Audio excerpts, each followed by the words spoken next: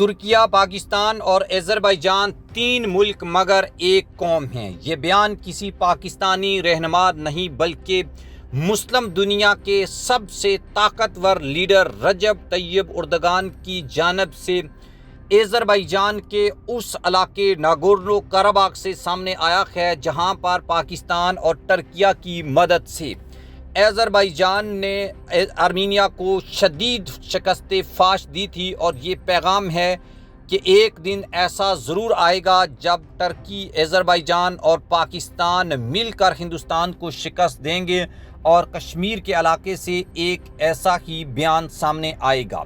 دوستو، ترکیہ اور پاکستان کی دوستی دنیا بھر میں ایک مثال سمجھی جاتی ہے، لیکن 2025 کی جنگ میں جس طرح ترکیہ نے بھارت کے خلاف پاکستان کا بے مثال ساتھ دیا، وہ تاریخ میں سنہرے الفاظ میں لکھا جائے گا۔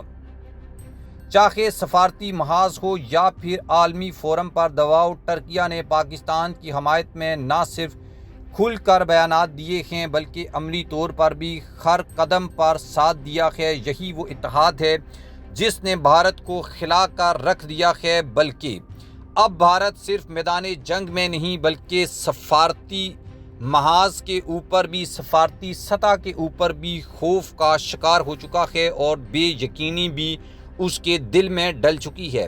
ترکیہ نے ثابت کیا ہے کہ وہ صرف ایک دوست نہیں بلکہ پاکستان کا بھائی، اور یہ بھائی چارہ آنے والے وقت میں مزید مضبوط ہوگا۔ اس پس منظر میں جب ترکین صدر رجب طیب اردگان نے آذربائیجان کے یوم آزادی پر تاریخی الفاظ کہے تو وہ صرف خوشی کا اظہار نہیں بلکہ ایک بین الاقوامی پیغام بھی تھا۔ ترک صدر رجب طیب اردگان نے آذربائیجان کے یوم آزادی کی تقریب میں شرکت کرتے ہوئے کہا کہ ترکیہ، پاکستان اور آذربائیجان ایک دوسرے کے ساتھ ہر اچھے اور برے وقت میں کھڑے ہیں اور آئندہ بھی کھڑے رہیں گے۔ ان کا کہنا تھا کہ یہ تعلق صرف سیاسی مفادات پر مبنی نہیں بلکہ ایک نظریاتی رشتہ ہے، ایمان، ثقافت اور تاریخ کا رشتہ۔ انہوں نے زور دیا کہ ترکیہ ہمیشہ آذربائیجان کے ساتھ کھڑا رہا ہے، خاص طور پر ناگورنو قرباخ کی آزادی کی جدوجہد میں۔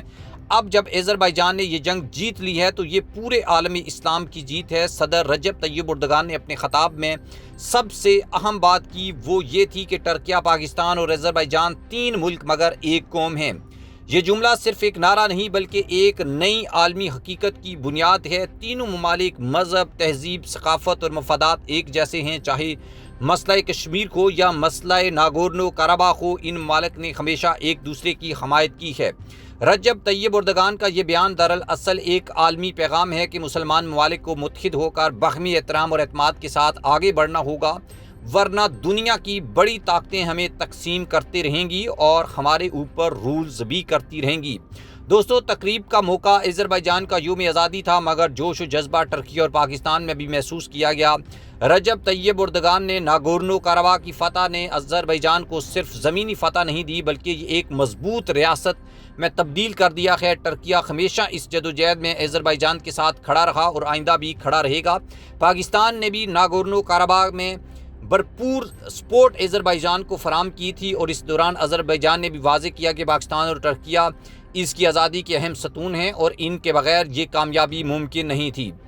رجب طیب اردگان نے تین ملکی کانفرنس میں بھارت اور پاکستان کے درمیان سیز فائر پر بھی خوشی کا اظہار کیا۔ ان کا کہنا تھا کہ ترکیہ ہمیشہ امن کا داعی رہا ہے اور خطے میں پائیدار امن کے لیے ضروری ہے کہ بھارت اور پاکستان جیسے ممالک پر امن مذاکرات کے ذریعے تنازعات کو حل کریں۔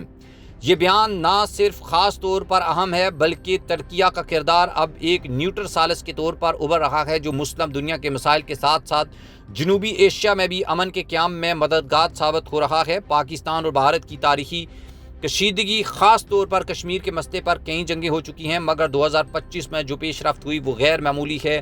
سیز فائر دونوں ممالک کے عوام کے لیے سکون کا باعث بنی، اور اب جب ترکیہ، آذربائیجان اور پاکستان جیسے ممالک امن کی بات کر رہے ہیں تو دنیا میں اس اتحاد کو سنجیدگی سے لینے پر مجبور کیا گیا ہے۔ رجب طیب اردگان نے اپنے عمل اور بیانات سے ثابت کیا ہے کہ ترکیہ صرف یورپ اور ایشیا کے درمیان پل ہی نہیں بلکہ پوری مسلم دنیا کی قیادت کا اہل بھی ہے۔ افغانستان سے لے کر فلسطین، شام سے لے کر قرباخ اور کشمیر سے ترکیہ نے ہمیشہ مظلوم کا ساتھ دیا ہے۔ اب جب رجب طیب اردگان سے افریقی کانفرنس میں اپنے حالات کا اظہار کر رہے تھے تو یہ واضح ہو گیا کہ وہ مسلم دنیا کو متحد کرنے کا عزم رکھتے ہیں اور پاکستان اور آذربائیجان اس مشن میں ان کے سب سے بڑے اتحادی ہیں۔